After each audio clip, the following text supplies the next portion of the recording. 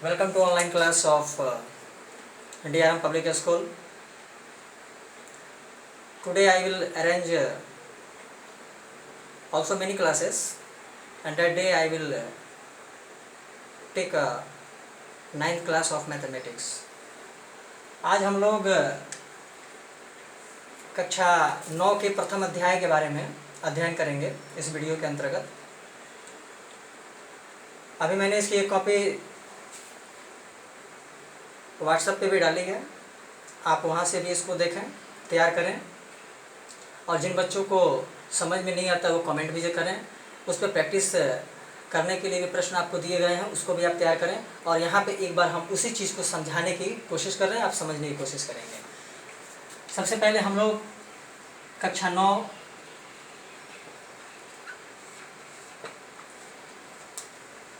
में प्रवेश किए तो इसके पाठ्य पुस्तक के बारे में जानकारी हासिल करेंगे। जो भी हमारे बच्चे हैं कक्षा 8 के, वो कक्षा 9 में प्रमोट करते हैं, तो उन्हें कौन कौन सी पुस्तक पढ़नी पड़ेगी। सबसे पहले गणित, मैथमेटिक्स, मैथ, विज्ञान जिसको साइंस कहते हैं, इस विज्ञान के 3 वहाँ रूप इनको मिलेंगे।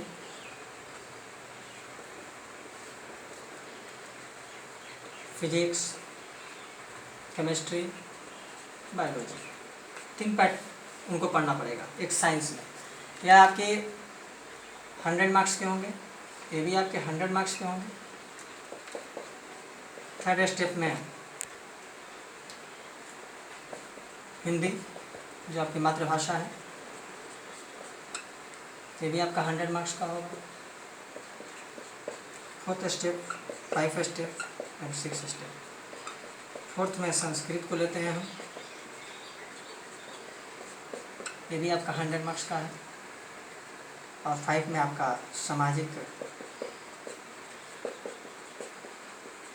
विज्ञान को लेते हैं, सोशल स्टडी। इसमें आपके प्रकार होंगे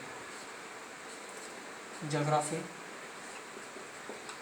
हिस्ट्री, सिविक्स, इकोनॉमिक्स। ये भी आपका कंबाइंड 100 नंबर्स का होगा। इसके बाद से आपका 6 नंबर में मैंने डाला है इंग्लिश, अंग्रेजी, ये आपका 100 नंबर का होगा। अब इसमें आप एक बार समझ लें कि आप कक्षा 9 से कक्षा 10 में जब आप जाएंगे तो आपको इसमें जो अंग्रेजी आपको दिख रहा है यह अनिवार्य विषय नहीं रहता है बिहार में। यानी ये 5 विषय के ही प्राप्तांक से आपके परसेंटेज बनेंगे, लेकिन पढ़ना मुझे 6 विषय है। ये 6 विषय पे हमें ध्यान देना है, 6 विषय हमें तैयार करना है। लॉकडाउन होने के कारण, कोरोना महामारी होने के कारण बहुत दुख है कि सिलेबस बैठ जा रहा है।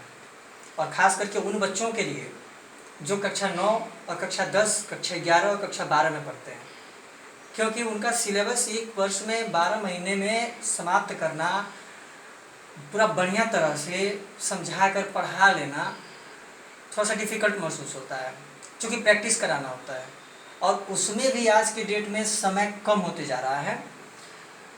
अब यह लॉकडाउन बढ़ने वाला है, घटने वाला है, इसके बारे में कुछ नहीं कहा जा सकता है। तो खास करके इस सत्र के जो भी छात्र छात्राएं हैं उनको थोड़ा एक्स्ट्रा स्टडी करना पड़ेगा, सेल्फ स्टडी करना पड़ेगा। उनके अपनी समस्याओं को स्वयं शिक्षक के सामने रखना पड़ेगा। जब वे अपनी समस्याओं को स्वयं शिक्षक के सामने रखेंगे तब शिक्षक उनकी समस्याओं को दूर कर पाएगा। क्योंकि मेरे यहाँ के जो भी छात्र होते हैं, हम उनकी समस्याओं का गहन करते हैं, अध्ययन करते हैं, उनकी समस्याओं को हम खुद पढ़ते हैं और फिर हम उनकी समस्याओं को दूर करते हैं। लेकिन ये लॉकडाउन होने के कारण इसमें थोड़ा सा समय का कंजुगेशन हर एक छात्र के साथ रहेगा।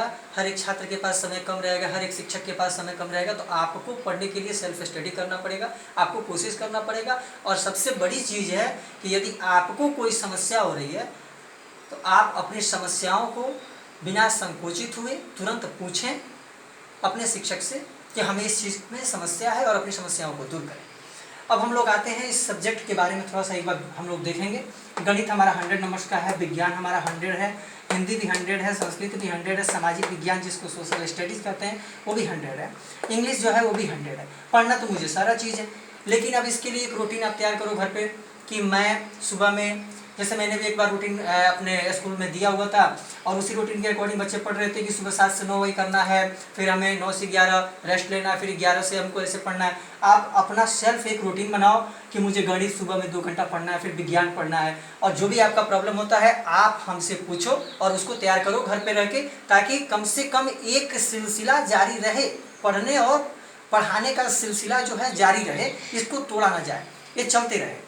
क्योंकि अगर हम रिवीजन में रहते हैं तो फिर क्लास जब चालू होंगे तो ज़्यादा मुश्किल नहीं होगा, थोड़ी सी कोशिश में हम लोग ट्रैक पकड़ लेंगे।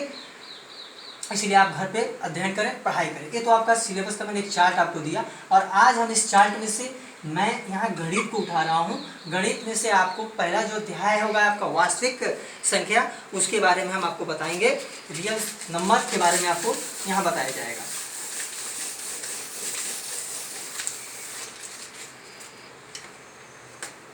चैप्टर का नाम होगा आपका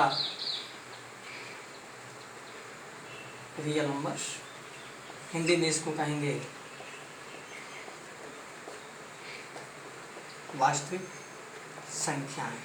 हम बड़ी छोटी छोटी चीज़ों पे ध्यान देते हैं, आप भी ध्यान दें, और हम चाहेंगे कि जो भी हमारे वीडियो को देख रहे हैं वो भी ध्यान दें। जैसे हम अक्सर हमारे बच्चे गलती क्या करते हैं कि ये रियल नंबर, और यदि मैं यहाँ पे लिख देता रियल नंबर्स, क्योंकि मैं ग्रामर को भी थोड़ा सा टच कर रहा हूँ इसमें, तो यहाँ एस यदि मैंने लिखा है नंबर्स, इसका मतलब ये संख्याएं हैं। यदि मैं इस एस को साइलेंट कर देता तो ये बन जाती वास्तविक संख्या। आप इस पर ध्यान देंगे, सभी बच्चे ध्यान देंगे इस पर। रियल नंबर इसका अर्थ हो गया वास्तविक संख्या, और यदि मैंने यहाँ पे एस जोड़ दिया, यानी just like to plural, singular में प्लूरल आप पढ़ते हो, वही चीज़ है यहाँ पे बन गया यह वास्तविक संख्याएं। अब इसका अर्थ हो गया कि एक से अधिक संख्याएं हैं, एक से अधिक संख्याएं हैं, तब हमने यहाँ पे लगाया वास्तविक संख्या। अगर एक फाइनाइटली रहता हमारे पास कि एक ही संख्या को हम बोध कर रहे हैं, डिफाइन कर रहे हैं, तो हम यहाँ देते वास्तविक संख्या। आप इस पे ध्यान देंगे, ऐसे करके काफ़ी चीज़ें हम देंगे आपको, और उस पर आपको हर एक पॉइंट पे ध्यान देना है। चैप्टर का नाम आपका वास्तविक संख्या है। अब इस चैप्टर के अकॉर्डिंग हम संख्याओं का खेल करना है। तो संख्या का खेल, पूरी संख्या एक बार आपको फिर हम ले चलते हैं सबसे निम्नतम इकाई की कक्षाओं में, जहाँ से हम लोग गिनती शुरू करते हैं।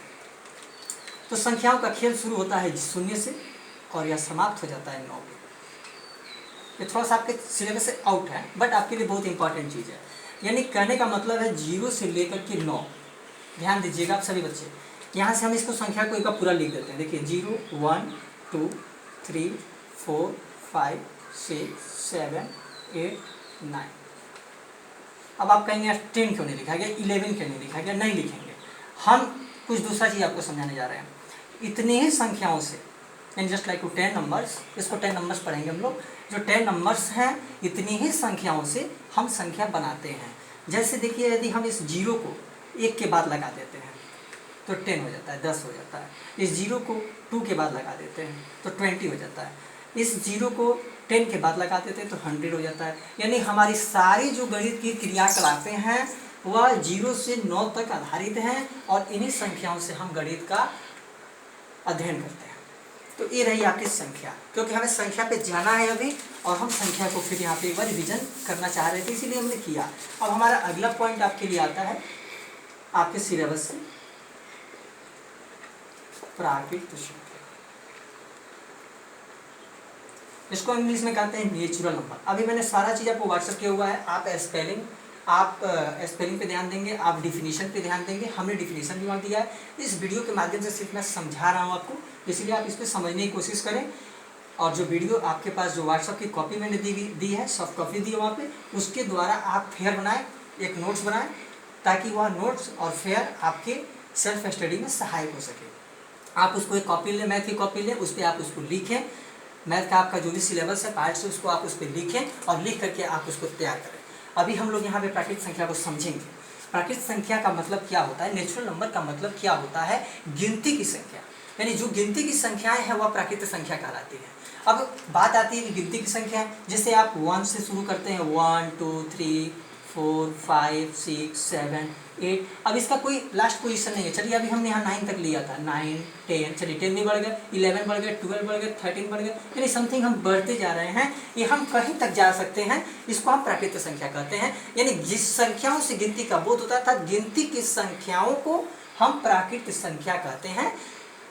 Counting numbers are called to natural numbers. Counting numbers are called to natural numbers. ये आपका हो गया प्राकृतिक संख्या, यानी गिनती की संख्याओं को हम प्राकृतिक संख्या कहते हैं, जिससे हम किसी वस्तु की गणना करते हैं कि यह 1 है, 2 है, 3 है, या 10 है, या 50 है। यानी उस गिनती में जो क्रमबद्ध होता है, गिनती की संख्याओं को हम क्या कहेंगे? प्राकृतिक संख्या कहेंगे, नेचुरल नंबर कहेंगे। अब बात आती है एक दूसरे संख्या की। यहाँ पे आइए उसके बारे में भी थोड़ा सा अध्ययन करते हैं। दूसरे पॉइंट पर हमने दिया है आपको पूर्ण संख्या। इसको इंग्लिश में हम कहते हैं होल नंबर। आपको इंग्लिश भी जानना है और हिंदी भी जानना है, दोनों लैंग्वेज आपको जानना है कि इसका इंग्लिश क्या होता है। इसको हम पूर्ण संख्या को इंग्लिश में कहते हैं whole number, WHOLE, whole NUMBER, number, whole number. अब पूर्ण संख्या क्या है? जब यह ऊपर वाली संख्या आपको दिख रही है ना, प्राकृतिक संख्या, ये प्राकृतिक संख्या आपके सामने दी गई है।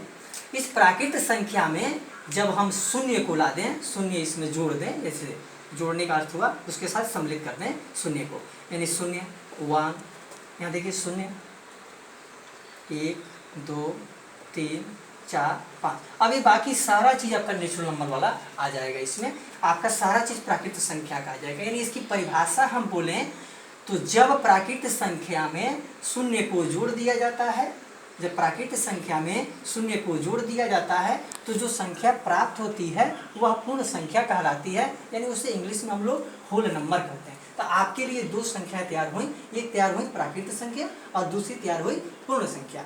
ये चीज़ आपको ध्यान रखना है कि जब जीरो जुड़ जाएगा संख्या में, यानी जब प्राकृतिक संख्या में शून्य जुड़ जाएगा तो वह पूर्ण हो जाएगा, और जब प्राकृतिक संख्या में शून्य नहीं दिख रहा है, शून्य तो होगा ही नहीं, और जब प्राकृतिक संख्या की बात आएगी तो गिनती की संख्या को उठाइएगा, क्योंकि गिनती हम 1 से शुरू करते हैं और 1 से आप अनगिनत तक जा सकते हैं, अनंत तक जा सकते हैं। एक यहाँ पे आपको साइन बता देते हैं, जो अनंत होता है, अनंत, इसका साइन आप लोग ऐसे यूज करिएगा।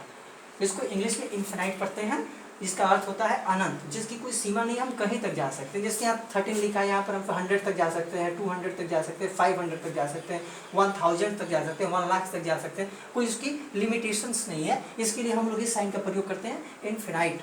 आप यहाँ पे प्राकृतिक संख्या को समझें और पूर्ण संख्या को समझें, दो संख्याओं के बारे में आपने अध्ययन यहाँ पे किया। अब आती है आप 3 नंबर में सम संख्या।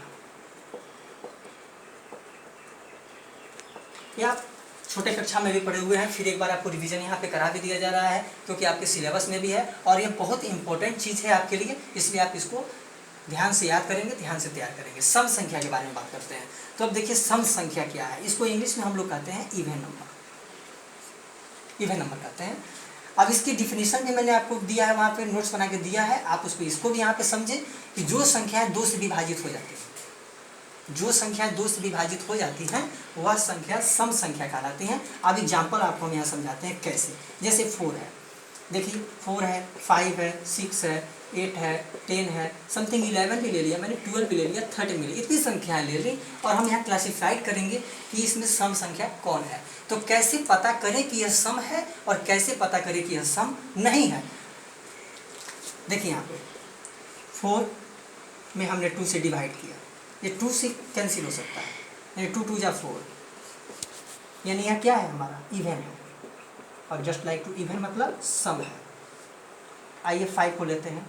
5 अभी मैंने आपको बताया सम संख्या वही होगी, हो जाए डिविजिबल बाई 2, जो 2 से कट जाए, जिसमें 2 से भाग दिया जा सके, जिसमें 2 से भाग दिया जा सके वह सम होगी, और जो 2 से नहीं कटेगी वह आपका ऑड नंबर होगा, यानी विषम होगा। हम उसको भी क्लासिफाइड यहीं पे करेंगे। आपका ये 3rd पॉइंट था, और एक और पॉइंट हम आपको बनाते हैं यहाँ पे विषम संख्या का। दोनों को हम इसी एग्जाम्पल के साथ आपको समझा देंगे, ऑड नंबर। अब देखिए यहाँ पे 5/2, यह आपके 2 के टेबल में 5 कभी नहीं आएगा, नहीं आता है। ये आपका क्या है, ये 2 से नहीं डिवाइड हो रहा है, तो ये जब 2 से नहीं कटेगा, 2 से डिवाइड नहीं होगा, तो यह सम नहीं होगा। और जब ये सम नहीं होगा तो क्या होगा, जब ये सम नहीं होगा तब यह विषम होगा। ध्यान दीजिए। फिर यहाँ 6 को लिया, 6 आपका 2 से कैंसिल हो सकता है, 2 3 जा 6, 2 4 जा 8, 2 5 जा 10, बट 11 आपका नहीं हो सकता है। तो 11 कहाँ जाएगा, यह विषम में चला जाएगा। 11 कहाँ आ जाएगा, विषम में आ जाएगा। फिर आपके पास 12 है, 12 आपका 2 से कैंसिल हो सकता है, 13 नहीं हो सकता है। तो 13 कहाँ चला जाएगा, ऑड में चला जाएगा, यानी विषम में चला जाएगा। तो ये हम जानते हैं कि यहाँ पे ऑड और इवेन का हमने ग्राफ बनाया, और हम समझ सकते हैं कि बच्चे समझ गए कि जो संख्याएं 2 से कट जाती हैं वह संख्याएं सम कहलाती हैं, और जो संख्याएं 2 से नहीं कटती हैं वे संख्याएं विषम कहलाती हैं। यानी क्लियर, एक बार और हम रिवीजन कर देते हैं ऊपर से। आइए प्राकृत संख्याओं से फिर शुरू करते हैं। प्राकृत संख्या क्या है, तो गिनती की जो संख्या है वह प्राकृत संख्या है।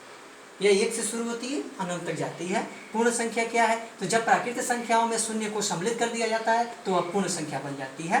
अब आते हैं सम संख्या और विषम संख्या, दोनों को एक साथ लेते हैं। वैसी संख्याएं जो 2 से कट जाती हैं, जो 2 से पूरा विभाजित हो जाए, वह आपका सम संख्या हो जाता है। और जो संख्याएं आपकी 2 से नहीं विभाजित होती हैं वह आपका विषम संख्या होता है। जो संख्याएं 2 से विभाजित नहीं होंगी वह विषम होगा, और जो संख्याएं 2 से विभाजित होंगी वह सम होगा। ये 4 नंबर आप क्लियर कीजिए, आप 4 नंबर को ध्यान से समझें और याद करें। अब आते हैं अगला पॉइंट। एक और छोटी सी चीज है, उसको भी आपको समझाते हैं। कक्षा 9 में इसका इंपॉर्टेंस होता है काफी ज्यादा। सम संख्या का व्यापक रूप क्या होगा, सम संख्या का व्यापक रूप क्या होगा, तो सम संख्या का व्यापक रूप 2m होता है। ये फॉर्मूला को आप याद करेंगे। अब बात आती है कि विषम संख्या का क्या होता है। विषम संख्या का व्यापक रूप 2m - 1 होता है। ये दो फार्मूला आपको तैयार करना है। सम संख्या का जो व्यापक रूप होता है वह 2m होता है, और विषम संख्या का जो व्यापक रूप होता है वह 2m - 1 होता है। इस रूप में ये संख्याएं सजी होती हैं। अब आते हैं थर्ड स्टेप में। 17